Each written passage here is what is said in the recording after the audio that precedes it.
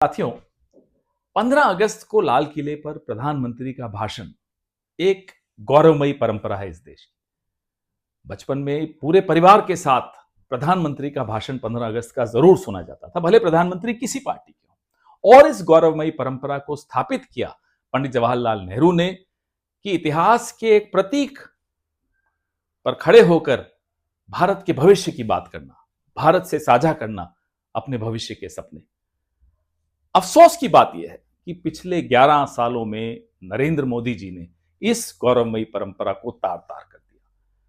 जब लाल किले से प्रधानमंत्री बोलते हैं, वो भूल जाते हैं कि वो किस विचारधारा के हैं।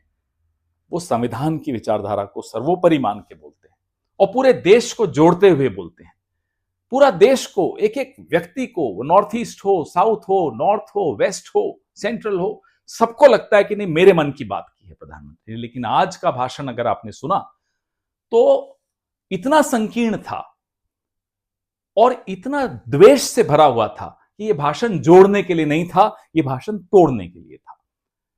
संघ का नाम लेना प्रधानमंत्री की मजबूरी हो सकती है। राष्ट्रीय स्वयंसेवक संघ का नाम लाल किले से लेना, उनकी तारीफ करना इनकी बहुत बड़ी मजबूरी है, क्योंकि राष्ट्रीय स्वयंसेवक संघ ने अब इनकी सेवानिवृत्ति की बात करनी शुरू कर दी है। आप आपस में चाटुकारिता करते रहिए एक दूसरे की, लेकिन आप संघ का नाम लेकर लाल किले से आप सरदार पटेल का अपमान कर रहे हैं, आप बाबा साहब आंबेडकर का अपमान कर रहे हैं, आप महात्मा गांधी का अपमान कर रहे हैं, आप संविधान का अपमान कर रहे हैं, आप तिरंगे का अपमान कर रहे हैं। ये आप कैसे कर सकते हैं? इसी संविधान की शपथ लेकर आप यहां लाल किले तक पहुंचे हैं, इसी तिरंगे की वजह से आप लाल किले तक पहुंचे हैं, लेकिन नहीं, आपने आज इन तमाम प्रतीकों का अपमान किया। और जिसका आदर्श संघ हो वो महात्मा गांधी के खिलाफ ही होगा, उस विचारधारा के खिलाफ ही होगा, वो संविधान और तिरंगे के खिलाफ ही होगा। संघ इस वर्ष 100 साल का अपनी जयंती मना रहा है।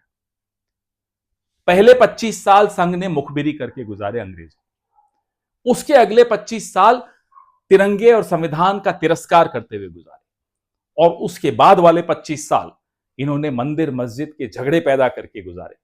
पिछले 25 साल दलितों, आदिवासियों, पिछड़ों के हक कैसे मारे जाएं, ये साजिश रचते हुए गुजारे। संघ ऐसी कोई साजिश नहीं है जिसमें शामिल ना हो, जिसमें उसकी संदिग्ध भूमिका ना हो। इसका तो नाम ही राष्ट्रीय संदिग्ध संघ रख देना चाहिए। ऐसे संगठन का नाम आप लाल किले से 15 अगस्त को ले रहे हैं। बहुत अफसोस हुआ, पूरे देश को अफसोस हुआ।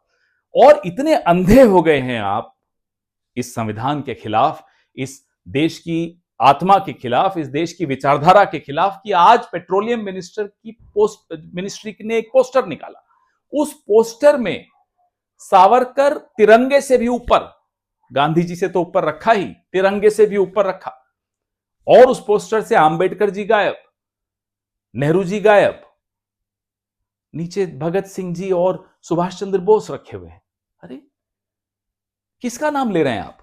जिनकी भूमिका संदिग्ध रही हो, जिनका इतिहास बहुत बुरी तरह से काला हो, उस व्यक्ति को आप 15 अगस्त के दिन तिरंगे से ऊपर स्थापित करने की कोशिश कर रहे हैं। आप सामान्यकरण कर रहे हैं। You are normalising Savarkar, you are normalising the conspirators of Mahatma Gandhi's assassination.